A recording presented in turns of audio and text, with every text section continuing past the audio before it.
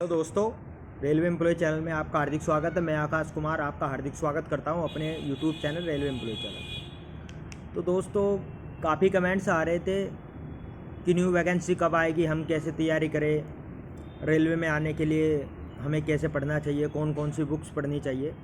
तो आज इसी पे काफ़ी कमेंट्स आ चुके थे, तो उसी पर बेस पे ये वीडियो है कि हमें अपनी स्टडी कैसे करनी चाहिए। जो बिगनर है, नए बच्चे हैं, हमें रेलवे के अगर नौकरी चाहिए तो कैसे हमें तैयारी करनी चाहिए, या अदर एग्ज़ाम में भी रेलवे से अलग एग्ज़ाम जो होते हैं, अलग वैकेंसियाँ जो निकलती है, उसमें हम कैसे तैयारी करके अपनी नौकरी ले सकते हैं। तो मेरा ये मानना है, अगर आप अभी तैयारी कर रहे हैं तो सबसे पहले तो आप पेशेंस रखिए, धैर्य। ये बहुत ही महत्वपूर्ण चीज़ है सरकारी नौकरी लेने के लिए आज के समय में। जिसके पास धैर्य है वो पक्का नौकरी ले जाएगा। ऐसा मत सोचिए कि आपने पहला एग्ज़ाम दिया, वो नहीं हुआ, दूसरा दिया, वो भी, उसमें भी कुछ नहीं हुआ है, आप 1-2 नंबर से रह जाते हो या काफ़ी नंबर से रह जाते हो, आप हतोताश हो जाते हो, दुखी होने लगते हो और फिर सोचने लगते हो कि यार हमसे नहीं होगा। तो दोस्तों, ऐसे ऐसे लोग हैं जो तैयारी करते रहे, कभी उनका नंबर ही नहीं बनते थे, अच्छे टेस्ट में नंबर नहीं बनते थे, पर तैयारी करते रहे, एक ना एक दिन कुछ किसी ना किसी वैकेंसी में निकल गए। एक समय ऐसा आता है जीवन में जब आप टूट जाते हो, आपका मन ऐसा करता है कि नहीं, अब नहीं होगा, जीवन शायद मेरे लिए नौकरी नहीं बनी है, मैं नौकरी नहीं कर पाऊँगा। पर जो बंदा उस समय उन चीज़ों को नकारात्मक पॉइंट की तरफ छोड़ के और सकारात्मक पॉइंट की तरफ बढ़ जाता है, वही आगे जीवन में कामयाब हो जाता है। बात करते हैं कि तैयारी कैसे करें और कितना समय अपना तैयारी में दें। अगर आप कोचिंग जाते हो या घर बैठ के पढ़ते हो, एक जो कोचिंग जाते हैं, नए बच्चे हैं, पुराने बच्चे, कोई भी है, कोचिंग जाते हैं, तो आपको ये अंदर से फील होना चाहिए कि हमने उस 1 घंटा, 2 घंटा, 3 घंटा की कोचिंग में क्या सीखा। अगर आपने ऐसा महसूस किया कि हाँ हमने सीखा, आपका दिल अंदर से खुश हुआ कि आज हमें कुछ आया, क्वेश्चन हमारे बने, वो मेथड हमें समझ में आए, तो आप एक लक्ष्य की तरफ जा रहे हो। अगर आप वहाँ से कोचिंग से पढ़ते हो और चुपचाप घर आ जाते हो, आपके मन में ये क्वेश्चन ही नहीं आता है, आप दुखी नहीं होते हो कि हमें आज समझ में नहीं आया है। अगर आपकी समझ में आया है तो अच्छी बात है, अगर आपकी समझ में नहीं आया है उस दिन का पढ़ा गया और आपको कोई चिंता नहीं होती, आपको दुख नहीं होता है, तो आप भाई साहब, इसका मतलब आप समझना नहीं चाहते हो, आप सीखना नहीं चाहते हो, आप एक पंचवर्षीय योजना, 7 साल 8 साल की योजना में जा चुके हो। जो बंदा पर डे कोचिंग जाता है और सोचता है कि हाँ आज मेरे समझ में आया, जिस दिन समझ में नहीं आता उसकी, जो उस दिन कोचिंग में पढ़ाया जाता है और वो दुखी होता है, वो वाकई में कुछ सीख रहा है, सीखने जाता है। सबसे मेन पॉइंट यही है कि आप जिस भी कोचिंग या जहाँ पर भी पढ़ते हो, ऑनलाइन ऑफलाइन या खुद से पढ़ते हो, तो आपको उसका आउटपुट कितना निकल रहा है वो चीज़ देखना चाहिए कि पर डे आप कितना सीख पा रहे हो। बच्चे ऐसे ऐसे होते हैं जो ग्रेजुएशन करते हैं, ग्रेजुएशन के बाद 1 साल 6 महीना तैयारी करते हैं, पर वो प्रॉपर डेडिकेशन के साथ तैयारी करते हैं और एग्ज़ाम क्रैक कर लेते हैं। वो अपना 2-3 साल के ऐसे नहीं घूम के चलते, वो सीधा जाते हैं और एकदम नौकरी ले लेते हैं। उनका कारण यही है कि वो अच्छा पढ़ते हैं, सटीक पढ़ते हैं, इधर उधर की बातों पे ध्यान नहीं देते हैं कि वैकेंसी कब आएगी कब नहीं आएगी। वो सिर्फ ये पॉइंट को ध्यान में रख के पढ़ते हैं कि आने वाले समय में वैकेंसी आएगी, पर मैं कितना तैयार हूँ ये मुझ पर डिपेंड करता है। अगर तुम तैयार नहीं हो तो वैकेंसी आएगी चली जाएगी, वैकेंसी आएगी चली जाएगी। अगर तुम तैयार हो तो वैकेंसी कोई भी आए उसमें तुम्हारा सिलेक्शन होगा। ये बात अपने अंदर एक बैठा लो। सबसे पहले अपने आप को अच्छा बनाओ, अच्छे से तैयारी करो, उस लेवल की तैयारी करो कि जो एग्ज़ाम आए उस लेवल में आप उसको क्रैक कर सको। अगर बात करें बुक्स की, बुक्स कैसी पढ़नी है, कौन सी पढ़नी है, तो हम लोग तो भाई ये लूसेंट की बुक है, ये सामान्य ज्ञान की जो बुक है, हम लोग इसको पढ़ते थे, लूसेंट ही पढ़ते थे। लूसेंट ही हम लोगों ने पढ़ी है, जीके के लिए जितनी भी हमने समय दिया है लूसेंट पढ़ी है। अगर आपका बजट अच्छा है, आप चाहते हो कि अच्छा मैं पढ़ सकूं, तो ये घटना चक्र की बुक आती है, आप इसी के घटना चक्र के सभी एडिशन ले सकते हो। जैसे भूगोल हो गया, भूगोल हो गया, राज व्यवस्था हो गई और इतिहास हो गया, आप इसी के सब बुक्स ले लो घटना चक्र की, उनको पढ़ लो तो आप जीएस में एक अच्छा स्कोर कर लोगे। कोई भी एग्ज़ाम हो हमारा, रेलवे हो कोई भी हो। पर रेलवे के लिए आपको साइंस भी पढ़नी है, तो साइंस आप अच्छे से पढ़िए। और साइंस के लिए लूसेंट आज के समय में मैं मानता हूँ कि साइंस के लिए सफिशेंट नहीं है। लूसेंट से आजकल थोड़ा अपर लेवल आने लगा है रेलवे में, और रेलवे में अपर लेवल बहुत अच्छा लेवल। हाँ, एक बात हो रही है कि आपने अगर 9th-10th स्टैंडर्ड एक अच्छे से किया है, आपको आता है 9th-10th में आपका साइंस अच्छी रही है, तो आप रेलवे में अच्छे से कर लोगे। इतना हार्ड भी नहीं साइंस पूछता है।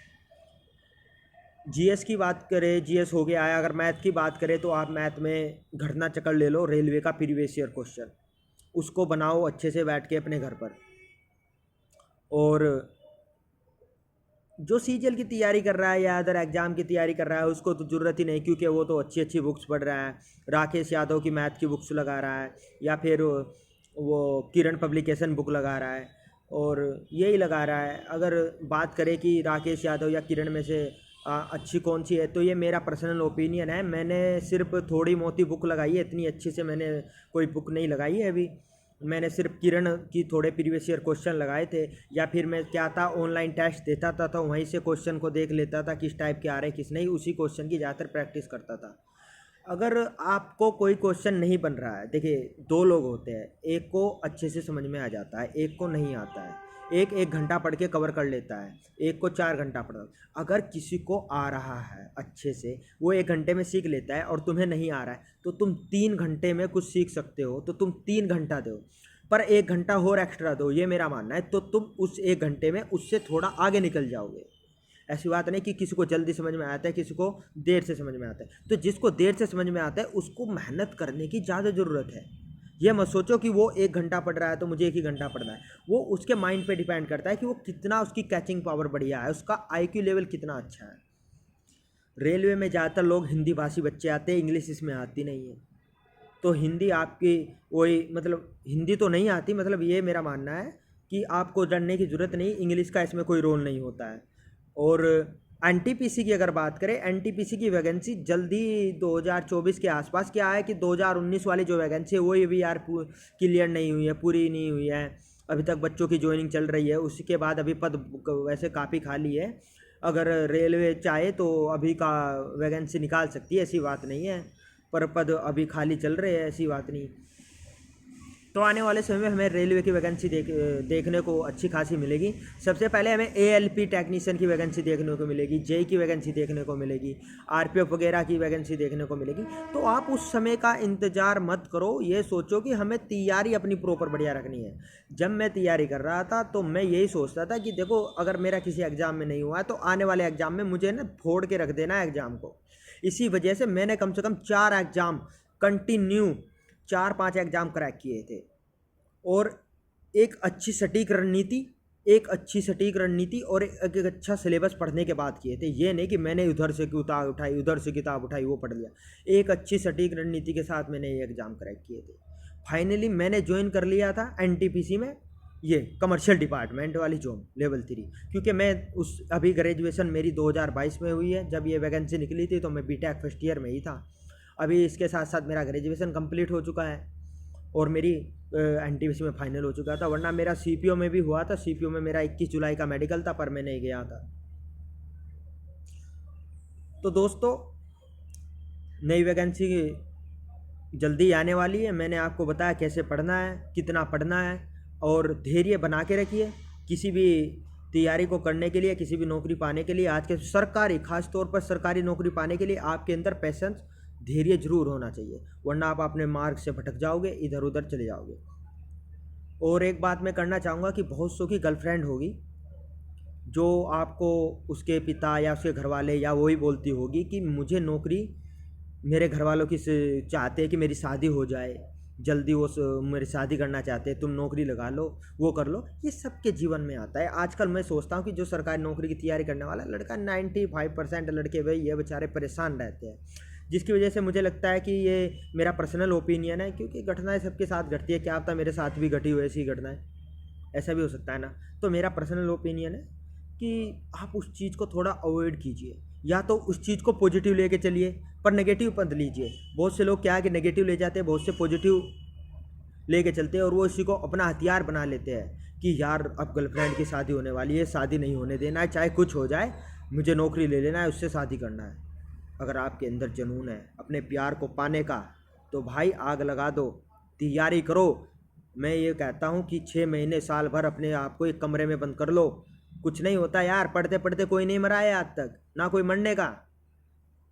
पढ़ते पढ़ते कोई नहीं मरता है, पर जब तुम पढ़ते हो तो तुम्हारे अंदर क्या है, कॉन्फिडेंस होता है। जब तुम 1-2 घंटा एक्स्ट्रा पढ़ते हो तो कॉन्फिडेंस होता है। तो एग्ज़ाम तो यार ऐसे ही निकल जाता है, इतनी बड़ी बात नहीं होती एग्ज़ाम निकालना। बस तुम्हारे अंदर एक पॉजिटिवनेस, एक ये चीज़ होनी चाहिए कि हाँ ये एग्ज़ाम मैं निकाल सकता हूँ। ये सोच के मत जाओ कि ये एग्ज़ाम मैं नहीं निकाल सकता। तो दोस्तों ये जो वीडियो बनाई है ये सिर्फ एक मोटिवेशन, एक गाइडेंस, उसको मद्देनज़र रखते हुए मैं बना रहा हूँ। और एक बात और बोलना चाहता हूँ, प्लीज़ दोस्तों हाथ जोड़ के विनती है कि यार चैनल को लाइक करें, शेयर करें और सब्सक्राइब करें, क्योंकि यार मुझे ना सपोर्ट करो यार थोड़ा सा आगे बढ़ाने की। मैं भी तुम लोगों में से निकल के आया हूँ, तुम लोगों का कुछ बेनिफिट ही चाहता हूँ कि अच्छी अच्छी गाइडेंस दे सकूँ, अच्छी अच्छी मैं आपकी मदद कर सकूँ आने वाले समय में एक अच्छा। तो आज की वीडियो हम यहीं तक रखते हैं, समाप्त करते हैं दोस्तों। नमस्कार।